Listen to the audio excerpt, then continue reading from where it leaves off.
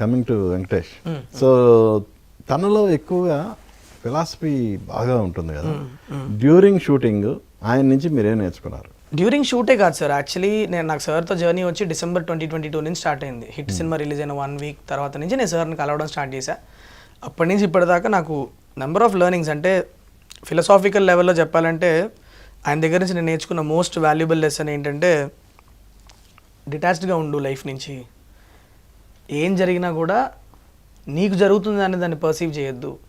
ఒక third person point of view నుంచి శైలేష్ జరుగుతుంది అని చూసుకుంటే నీకు 50% ప్రాబ్లమ్స్ ఉండవు నీ లైఫ్లో. మంచి జరిగినా అంతే రియాక్ట్ అవుతావు, చెడు జరిగినా అంతే రియాక్ట్ అవుతావు. అప్పుడు అది నువ్వు ఓన్ చేసేసుకుంటేనే నేను ఇంపాక్ట్ చేస్తుంది. సో మంచికి చెడుకి ఒకటే, మంచి జరిగినా చెడు జరిగినా ఒక దూరం నుంచి నించోని నీకు జరుగుతుంది అన్నది కనుక నువ్వు చూసుకోగలిగితే it is an amazing thing అని చెప్పారు. That's the most useful lesson I took from him. Because నాకు when I started sign of journey with sir, నేను కొద్దిగా లైఫ్లో కొద్దిగా చిన్న ఒక అన్రెస్ట్ ఫేస్లో ఉన్నాను ఆ టైంలో.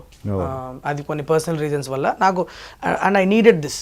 నాకు ఎవరో ఒకళ్ళు అంత ఫిలసాఫికల్ నాలెడ్జ్ ఉన్నవాళ్ళు అండ్ స్పిరిచువల్ ఇన్క్లినేషన్ ఉన్నవాళ్ళు ఎవరన్నా నాకు ఎప్పుడు అది in my destiny it is there. Correct టైంకి నేను ఎవరిని కలవాలో వాళ్ళని కలిసేస్తా. అది ఎలా జరుగుద్దో నాకు తెలియదు. నేను నాని బ్రోని కలవడం అలానే జరిగింది, వెంకీ సార్ని కలవడం అలానే జరిగింది. సో ఎందుకు వరుసన సక్సెస్లు ఇచ్చి మీకు అంత ఎందుకు అంత ఇదిగా ఉన్నారు, డీప్లో ఉన్నారు మీరు? అదే ఏం లేదు సార్, అది professional life is different. But కొన్ని హిట్ 2 టైంలో కొన్ని ఇన్సిడెంట్స్ జరిగినాయి నా పర్సనల్ లైఫ్లో which is very like family related stuff అదంతా. సో కొన్ని లాసెస్, కొంతమంది నన్ను వదిలేసి వెళ్ళిపోయారు.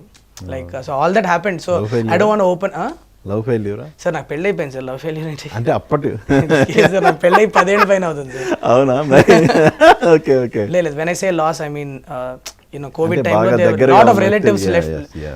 కోవిడ్ డెత్స్ చాలా జరిగినాయి సార్ మా ఫ్యామిలీలో. రిలేటివ్స్ చాలా మంది రిలేటివ్స్ చాలా క్లోజ్గా ఉన్న వాళ్ళు అందరూ వెళ్ళిపోయారు ఆ టైంలో. So it was very disturbing time. అంటే చూస్తుండగానే 1 వీక్కి ఒక పెద్దవాళ్ళు వెళ్ళిపోవడం అట్లా జరుగుతూ ఉన్నప్పుడు చాలా డిస్టర్బ్డ్ ఫేజ్లో ఉన్నా.